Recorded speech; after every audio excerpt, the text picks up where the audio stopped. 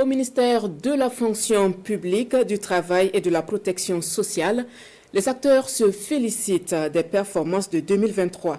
85% de taux de réalisation physique, un bilan satisfaisant dressé à la première session ordinaire du conseil d'administration du secteur ministériel. C'est du moins ce que nous disent Nong Bakouda et Pinidi Yanou. Les cadres du ministère en charge de la fonction publique et ses partenaires sont ici en conclave. La performance de 2023, les défis ainsi que les perspectives du département sont au cœur des échanges. Nonobstant la crise sécuritaire et les ressources financières limitées, 85,5% est le taux physique de réalisation contre 78,77% en 2022. Au cours de l'année 2023, il y a eu 56% des concours directs et professionnels dont les résultats ont été publiés à temps. Quand nous disons publiés à temps et à bonne date, c'est en fin septembre.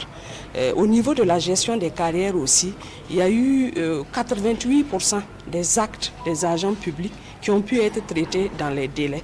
Et quand on compare avec l'année 2022, il y a eu vraiment un bond significatif. En matière de promotion du travail décent, il était attendu au cours de l'année 2023 l'opérationnalisation de l'assurance maladie universelle. Et il y avait des textes prioritaires que le ministère devait prendre. Et en 2023, il y a 5 textes prioritaires qui ont pu être pris.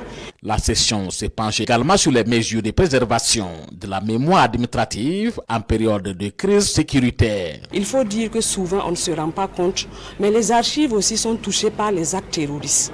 Donc il y a lieu de se pencher sur le thème archives et bonne gouvernance.